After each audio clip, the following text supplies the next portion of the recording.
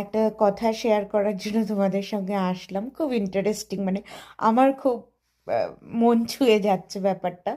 আজকে ওয়েদারটা খুব আহ, মানে কি বলবো, বৃষ্টি বৃষ্টি ওয়েদার। হ্যাঁ, খুব রেনি ডে আজকে। সকাল রাত থেকে বৃষ্টি শুরু হয়েছে। আমি জানি না আমার ভেতরে কে আছে, ছেলে আছে না মেয়ে আছে। উম, কিন্তু আমি যেহেতু আহ, মা কালীর অনেক বড় ভক্ত, আমি মাকে সারাদিন ডাকি যে যা হবে তুমি জানো, ঠিক হলেও তুমি জানো, ভুল হলেও তুমি জানো।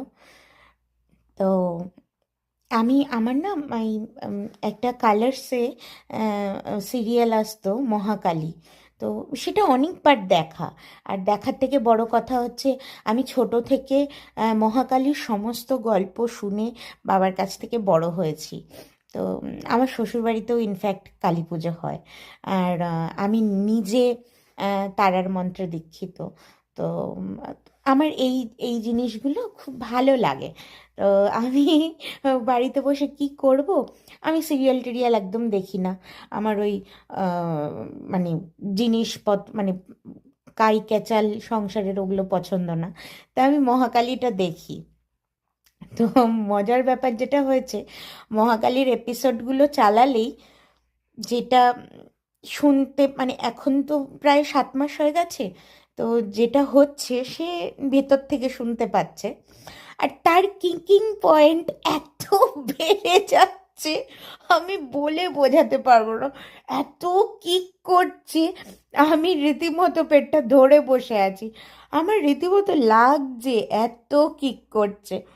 তো আমি সেটাই বললাম যে ভেতর থেকে যে আসছো, সে তো একদম আমার থেকে বড় ভক্ত হয়ে আসছো মনে হচ্ছে। যাই হোক, মায়ের আশীর্বাদে তুমি ভালো মতো পৃথিবীর আলো দেখো, সুন্দর মতো আসো, এটাই আমার সব থেকে বড় কাম্য। তো এরকম কার কার সাথে হয় তোমরা আমাকে জানিও। আমি মায়ের দেখছিলাম সিরিয়ালটা। তো এরকম প্রত্যেক দিনই হয়, এরকম প্রত্যেক দিন হয়। একটা করে এপিসোড আমি এখন দেখি মহাকালীর।